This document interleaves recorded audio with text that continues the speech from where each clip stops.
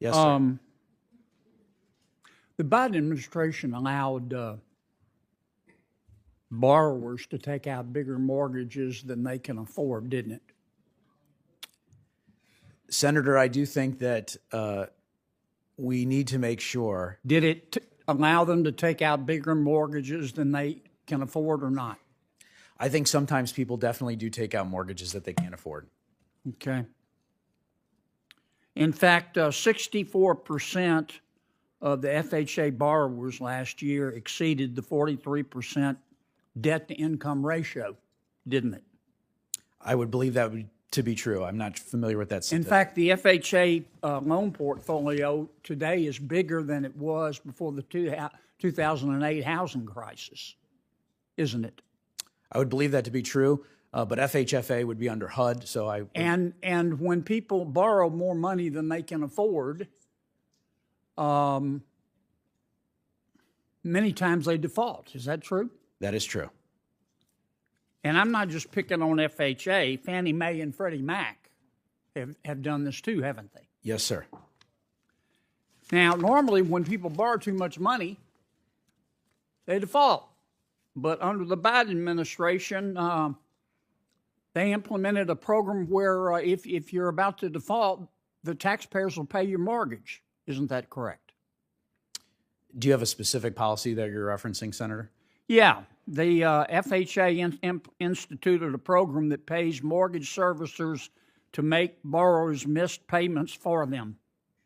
Thank you, Senator, for the question. I'm not familiar with that specific FHA Well, you program. need to be. I would be happy to look into it and get back with you. They take taxpayer money and they give it to people, and it's added to the principal of their home without accruing interest, so that a lot of these folks now have homes on which they owe more money than the home is worth. Yes. You're not familiar with that?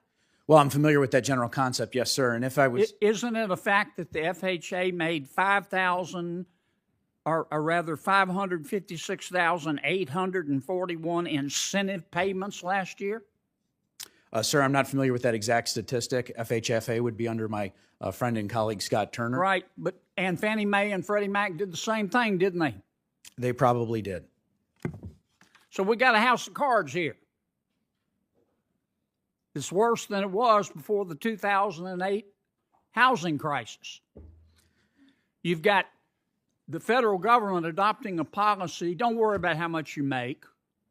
We'll loan you all you need to buy a home. And then when folks get in trouble, the federal government says, don't worry about it. We'll make your payments for you.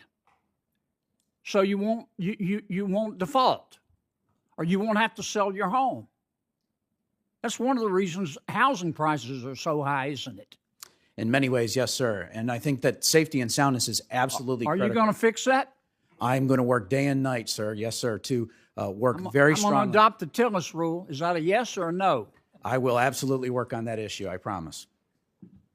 I mean, this is absurd.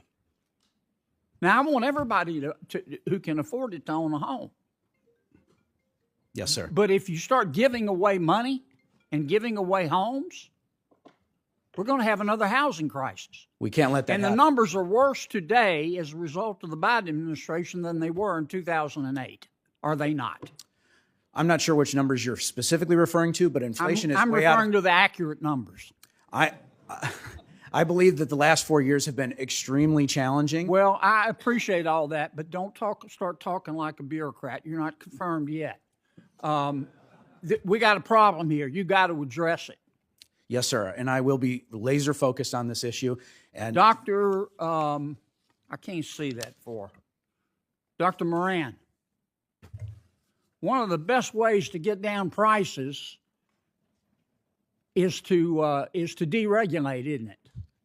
Thank you, Senator. I do agree that regulations prevent production, and if we can remove regulations, we can get more production. Well, I'm hoping that you and Russ Vogt will focus, among other things, on deregulation. Now, I know everybody's talking about DOGE and immigration and the war in Ukraine and the Super Bowl. But meanwhile, people are still suffering from high prices. Very predictable because when you have inflation and you get it down, that's disinflation. But the housing prices, or the high prices, still remain. It's not President Trump's fault. That's just the way it works. Now, we can make those prices go down, but we have to go into a recession, wouldn't we? That's one way, isn't it? Senator, I got 30 seconds. That's one way, isn't it? yes, it's not. Well, but you let Warner go on like a he was wild as a March hare. I'm over still there. letting you go on for a little bit, but Okay. now you're 47. My point is one of the ways to get prices down is to start deregulating. That's a much better way. And I'm hoping the White House is going to get you and Russ Vought to focus on it. I agree. Removing barriers to the abilities of firms to produce will get them to produce more stuff, lower prices. My work here